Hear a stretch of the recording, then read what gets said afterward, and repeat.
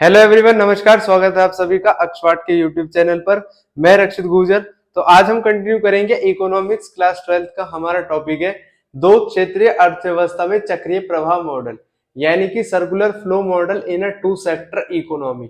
इससे पहले वाली वीडियोस में हमने समझा था कि आय का चक्रीय प्रवाह क्या होता है, यानी कि जो इनकम का सर्कुलर फ्लो है वो क्या होता है।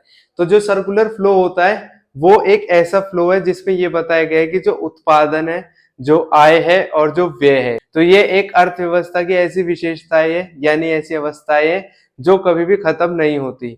जैसा हम सबको पता है कि अगर उत्पादन वस्तुओं का कब होगा, जब होता है जब हमारी मांग होती है किसी भी उत्पादन की। फॉर एग्जाम्पल, हम आटे की मांग, यानी आटा जो होता है उसकी मांग को कभी भी खत्म नहीं कर सकते। क्यों? क्योंकि हर किसी को आटे की जरूरत होती है, यानी कि रोटी की जरूरत होती है, इसलिए आटे की डिमांड कभी भी खत्म नहीं होगी। तो जब मांग खत्म नहीं होगी तो जो आटे का उत्पादन है वो होता रहेगा। उत्पादन होने से आय कैसे बनती है वो हमने पहले वीडियोस में भी डिस्कस किया है और आज की वीडियो में भी डिस्कस करेंगे कि आय कैसे बनती है। और जब आय आती है परिवार क्षेत्र के पास तो वो कैसे व्यय में चली जाती है, और व्यय होने से दोबारा मार्केट में जो डिमांड आती है तो उससे दोबारा प्रोडक्शन ऐसे ही चलता रहता है, कंटिन्यू होता रहता है। तो ये एक ऐसी प्रोसेस है जो हमेशा लगातार चलती रहती है, कभी रुकती नहीं है।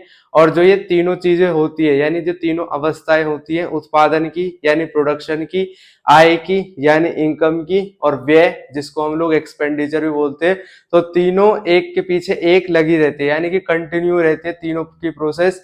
इसलिए इसको सर्कुलर फ्लो मॉडल कहते हैं, यानी कि आय का चक्रीय प्रवाह कहते हैं। आज की वीडियो में हम समझेंगे जो आय होती है वो दो क्षेत्रीय अर्थव्यवस्था में, यानी कि जो इकोनॉमी में 4 सेक्टर्स होते हैं वैसे तो, जिसमें परिवार क्षेत्र आता है, उत्पादन क्षेत्र आता है, सरकारी क्षेत्र आता है, और शेष विश्व जो क्षेत्र होता है वो भी आता है। लेकिन इस वाली वीडियो में जो हमारे सिलेबस में दिया हुआ है कि जो 2 सेक्टर इकोनॉमी होती है उसमें सर्कुलर फ्लो कैसा होता है मॉडल, तो उसको हम समझते हैं। तो दो क्षेत्र कौन कौन से होते हैं? उत्पादक क्षेत्र जिसको प्रोड्यूसर सेक्टर बोलते हैं, परिवार क्षेत्र, परिवार क्षेत्र में आते हैं जैसे हम लोग होते हैं, हाउस होल्ड जो सेक्टर होता है वो परिवार क्षेत्र का एग्जाम्पल है। ठीक है। अब उत्पादक क्षेत्र क्या करते हैं? वस्तुओं को बनाते हैं, जैसा हमने पहले वाली वीडियोस में भी डिस्कस किया है। उत्पादक कौन लोग होते हैं? जो वस्तुओं का निर्माण करते हैं, वस्तुओं को बनाते हैं। ठीक है। अब परिवार क्षेत्र में हम आते हैं, हम वस्तुओं को बनाते नहीं है, हम वस्तुओं का इस्तेमाल करते हैं, यानी कि हम यूज करते हैं खुद के लिए। जो भी प्रोडक्ट्स का प्रोडक्शन किया जाता है उसका हम यूज करते हैं खुद के लिए। ठीक है। यहां तक हमने समझा कि दो क्षेत्र कौन कौन से होते हैं, एक होता है परिवार क्षेत्र, एक होता है उत्पादक क्षेत्र। अब हम समझते हैं इस मॉडल को कि जो उत्पादक क्षेत्र और परिवार क्षेत्र के बीच में आय का चक्रीय जो प्रवाह मॉडल है वो कैसे होता है। इसको समझने से पहले अगर हम इनकी कैरेक्टरिस्टिक को समझ लेते हैं तो फिर ये मॉडल समझना हमारे लिए बहुत ही आसान हो जाएगा। तो सबसे पहले इनकी कैरेक्टरिस्टिक समझ लेते हैं। जो उत्पादक क्षेत्र होते हैं वो वस्तुओं का उत्पादन करने के लिए उत्पादन के कारकों को किराए पर लेते हैं और बदले में परिवार क्षेत्र को पैसा देते हैं। जैसा मैंने आपको पहले भी बताया था कि जो परिवार क्षेत्र होते हैं, यानी कि जैसे हम लोग होते हैं, हम वस्तुओं का उत्पादन नहीं करते हमारे पास में, लेकिन वस्तुओं को बनाने के लिए जो भी सामान चाहिए होता है, जैसे वस्तुओं को बनाने के लिए जमीन की आवश्यकता होती है, वस्तुओं को बनाने के लिए मशीन की आवश्यकता होती है, वस्तुओं को बनाने के लिए जो श्रम चाहिए होता है, इन सब चीजों की आवश्यकता होती है। ठीक है। तो अब ये सारी चीजें किसके पास होती है? ये सारी चीजें परिवार क्षेत्र के पास होती है। तो उत्पादक क्षेत्र इनको परिवार क्षेत्र से किराए पर लेते हैं या इनको खरीदते हैं। ठीक है। उत्पादन के कारक में भूमि, मशीन इत्यादि जो भी सामान होता है उसको परिवार क्षेत्र से या तो किराए पर लेते हैं या उसको खरीदते हैं और बदले में परिवार क्षेत्र को पैसा देते हैं। या जैसे अगर ये हमसे कोई सामान खरीदेंगे, उत्पादक क्षेत्र जैसे मशीन खरीदेंगे तो हमें उसके बदले में पैसा देंगे। ठीक है। अगर किराए पर लेंगे तो उसके बदले में भी हमें पैसा दिया जाएगा। ठीक। इसके बाद में परिवार क्षेत्र, परिवार क्षेत्र उत्पादन के कारक, जैसे यहाँ पर बताया गया उत्पादन के कारक में भूमि, मशीन आती है। ठीक है। तो उत्पादन के कारकों के मालिक होते कौन? परिवार क्षेत्र। यानी कि हमारे पास होते उत्पादन के कारक, हम किसको देते हैं? हम उत्पादकों को इनको या तो बेच देते हैं या फिर उनको किराए पर देते हैं। ये उत्पादकों से कारक सेवाओं के बदले में पैसे लेते हैं।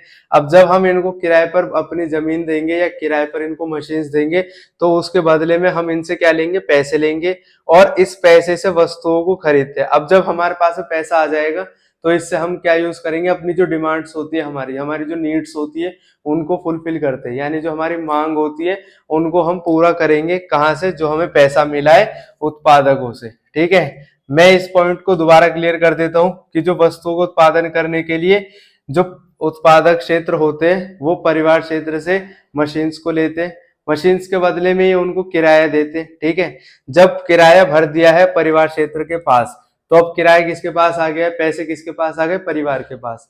ठीक है, तो उत्पादन होने से परिवार क्षेत्र के पास क्या आई है? आय निकल कर आ गई है।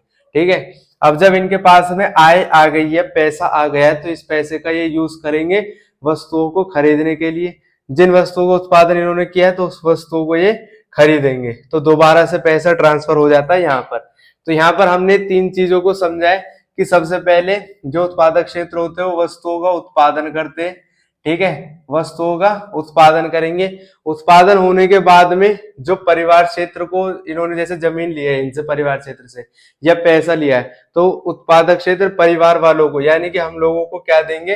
पैसे देंगे इसके बदले में। ठीक है, अब जब हमारे पास पैसा आ गया है यानी कि जो आय आ गई है, पैसे को हम लोग आय भी लिख सकते हैं कि अब हमारे पास में क्या आ गई है? आय आ गई है। ठीक है, अब जब हमारे पास आय आ गई तो हमारी जो मांग होती है, जो हमारी नीड्स होती है, उनके लिए हम क्या करेंगे? हम वस्तुओं को खरीदेंगे। खरीदना यानी कि व्यय करना, व्यय का मतलब होता है खर्च करना। तो उत्पादन हुआ सबसे पहले वस्तुओं का, उसके बाद में इनकम जनरेट हुई हमारे पास में। ठीक है, इनकम हमारे पास आई तो हमने उसको खर्च कर दिया, व्यय कर दिया। व्यय होने के बाद में दोबारा से हमारी कुछ जो मांग होती है वो पूरी नहीं हो पाती, यानी कि मार्केट में जो डिमांड है वो बढ़ती है। दोबारा से जब मांग बढ़ेगी दोबारा से उत्पादन होगा, उत्पादन होने से आय, आय होने से दोबारा व्यय होगा। तो ये तीनों जो अवस्था होती है एक दूसरे का पीछा करती रहती है, इसलिए इसको चक्रीय प्रवाह मॉडल कहते हैं। यानी कि उत्पादन होगा पहले, उत्पादन करने के लिए जो उत्पादक है वो मशीन को किराए पर लेते हैं, उसके बदले में पैसा दे देते हैं। जो पैसा परिवार को देते हैं उससे आय जनरेट होती है। आय जब उनके पास आ जाती है तो वो व्यय करते हैं, व्यय से दोबारा मांग जो होगी मार्केट में, यानी कि डिमांड्स जो होती है वो बढ़ जाती है, उससे फिर दोबारा उत्पादन किया जाता है। अब हमने ये समझ ली इनकी कैरेक्टरिस्टिक। अब अगर हम इसको समझेंगे मॉडल को तो हमारे लिए और भी ज्यादा आसान हो जाएगा समझना। तो सबसे पहले हम समझते हैं कि जो उत्पादक क्षेत्र होते हैं यानी कि जो उत्पादन करते हैं वस्तुओं का, और यहाँ पर एक तरफ परिवार क्षेत्र। तो परिवार क्षेत्र ने सबसे पहले कारक सेवा को बेच दिया है, किसको? उत्पादक क्षेत्र को। यानी परिवार क्षेत्र ने कारक सेवा में जैसे जो भूमि होती है यानी जमीन होती है उसको बेच दिया है उत्पादक क्षेत्र को, मशीन्स होती है उसको बेच दिया उत्पादक क्षेत्र को। ठीक है, ये हो गई पहली इसकी कंडीशन कि परिवार क्षेत्र ने कारक सेवा को बेच दिया उत्पादकों को। अब उत्पादक से जो इन्होंने उत्पादकों को कारक सेवा दी है यानी कि जो मशीन्स दी है, तो उसको खरीदने के लिए उत्पादक क्षेत्र इसको पैसा देगा। ठीक है, यहाँ पर कारक सेवा दी है उत्पादकों को, उत्पादक कारक सेवा लेगा। यानी जैसे हम एग्जांपल ले लेते हैं मशीन, परिवार क्षेत्र ने मशीन दी उत्पादकों को, अब इसने मशीन के बदले में पैसा दे दिया।